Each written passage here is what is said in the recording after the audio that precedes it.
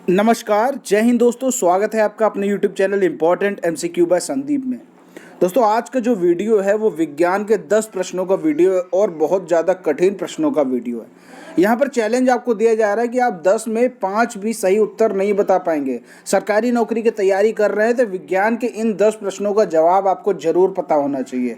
Video को शुरू करने से पहले एक निवेदन है, अगर आपने अभी तक चैनल को सब्सक्राइब नहीं किया तो चैनल को जरूर सब्सक्राइब कर लीजिए, क्योंकि ऐसे ही वीडियोस आपको लगातार उपलब्ध कराता रहूंगा जिसमें मोस्ट इंपॉर्टेंट क्वेश्चन मैंने आपको बताए हैं।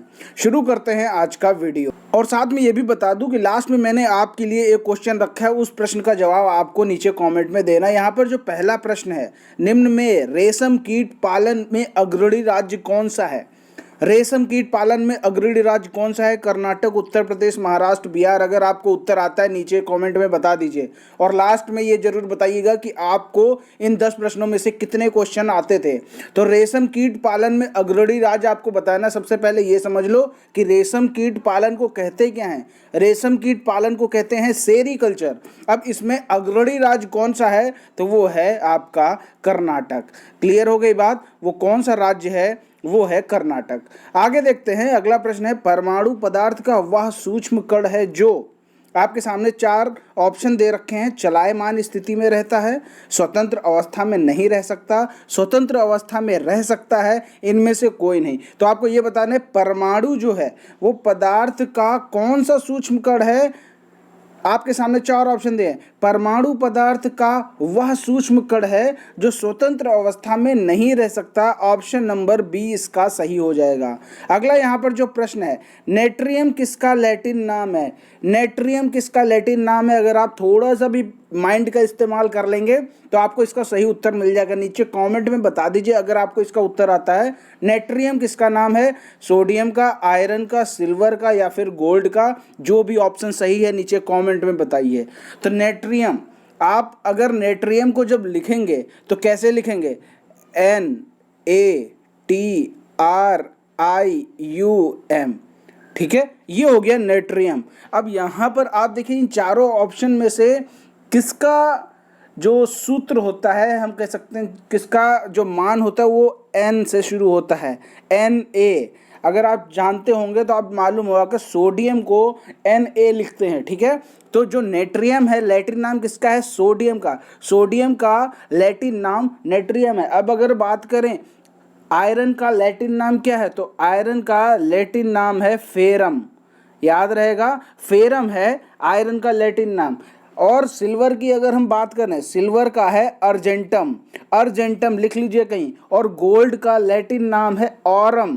ठीक है, गोल्ड का लैटिन नाम है आरम। आगे बढ़ते हैं अगले प्रश्न की तरफ। प्रश्न का उत्तर आता हो फटाफट नीचे कमेंट में बता दीजिएगा। Na2CO3 किसका सूत्र है? Na2CO3 ये किसका सूत्र है? आपके सामने 4 ऑप्शन दे रखे हैं। Sodium dioxide, sodium iodide, baking soda या फिर धावन सोडा। आपके सामने 4 ऑप्शन है। Na2CO3 अगर आपको उत्तर आता नीचे कमेंट में बताइए। सोडियम कार्बोनेट, इसको हम लोग कहते हैं Na2CO3 को सोडियम कार्बोनेट कहते हैं। और अगर सोडा की बात करें तो ये धावन सोडा है। बात समझ गए?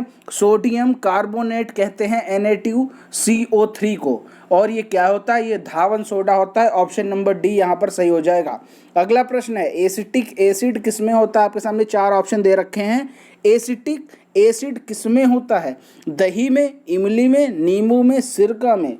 तो थोड़ा ध्यान से जवाब दीजिए, नीचे कमेंट में बताइए कि एसिटिक एसिड किसमें होता है। देखो, सबसे पहले दही की बात कर लेते हैं। दही में क्या होता है? दही में लैक्टिक एसिड होता है। कहीं पर नोट करना चाहे तो नोट कर सकते हैं, दही में लैक्टिक एसिड होता है।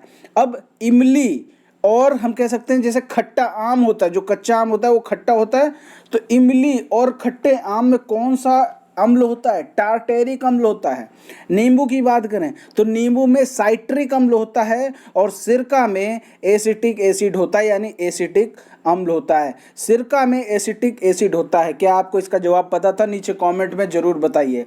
अगला प्रश्न है, किसी पदार्थ का शुद्धतम रूप क्या होता है? किसी पदार्थ का शुद्धतम रूप क्या होता है? शुद्ध उत्पाद, क्रिस्टल, गलवेन या फिर इनमें से कोई नहीं। इन चारों में से जो भी ऑप्शन सही है हमें नीचे कमेंट में बताइए। किसी पदार्थ का जो शुद्धतम रूप होता है, ऑप्शन नंबर बी क्रिस्टल होता है। जैसे आपने देखा होगा सबसे अच्छा उदाहरण इसका कौन सा है, जैसे गन्ने का रस होता है, जब हम उसको उबालते हैं और उसकी जो जितनी भी प्रक्रिया होती है उसको हम पूरा करते हैं और लास्ट में हमें देखिए चीनी के क्रिस्टल प्राप्त होते हैं। तो अगर कभी ये प्रश्न आ जाए किसी पदार्थ का शुद्धतम रूप क्या है, तो वो है क्रिस्टल। ठीक है, उदाहरण भी मैंने आपको बता दिया, गन्ने के रस से जो चीनी बनती है वो सबसे अच्छा उदाहरण है किसी पदार्थ का शुद्धतम रूप। अगला प्रश्न यहाँ पर देखिए, 1 कैलोरी में कितनी ऊर्जा होती है? आपके सामने ऑप्शन है 7.8 जूल, 4.18 जूल, 5.18 जूल या फिर इनमें से कोई नहीं। 1 कैलोरी में कितनी ऊर्जा होती है? अगर आपको पता है तो नीचे कमेंट में जरूर बता दीजिए। इसका उत्तर मैं आपको बता देता हूं। 1 कैलोरी में कुल मिलाकर 4.18 जूल ऊर्जा होती है। याद रखिएगा। देखिए, अगर आप सरकारी नौकरी की तैयारी कर रहे हैं और इस तरह के 10 क्वेश्चन अगर आपको नहीं आते हैं तो आपको बहुत ज़्यादा मेहनत करने की जरूरत है। इसीलिए सारे क्वेश्चन आप अच्छे से देख लीजिए। पाचन प्रक्रिया पूर्ण होती है कहां पर होती है? शरीर का ऐसा कौन सा भाग है जहां पर पाचन प्रक्रिया पूर्ण होती है? आहार नली, बड़ी आंत, छोटी आंत या फिर इनमें से कोई नहीं। तो ये आपको बताना है। पाचन प्रक्रिया पूर्ण, देखो यहाँ पर पाचन प्रक्रिया कहाँ होती ये नहीं पूछा जा रहा है, यहाँ पर पूछा जा रहा है पाचन प्रक्रिया पूर्ण कहाँ होती है। पाचन प्रक्रिया तो होती है आहार नली में, लेकिन ये पूर्ण कहाँ होती है?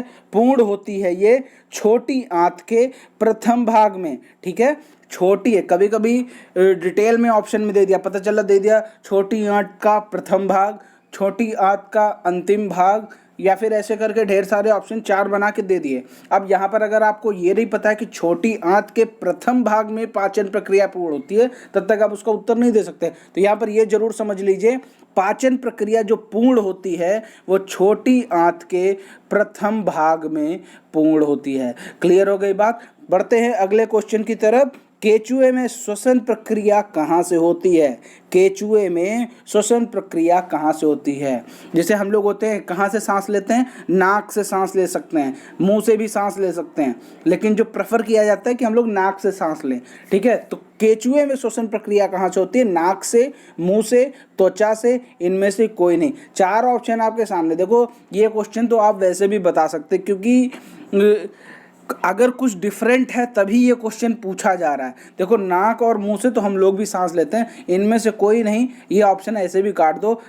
ऑप्शन नंबर सी बच्चा त्वचा से। केचुए कहाँ से श्वसन प्रक्रिया को शुरू करते हैं?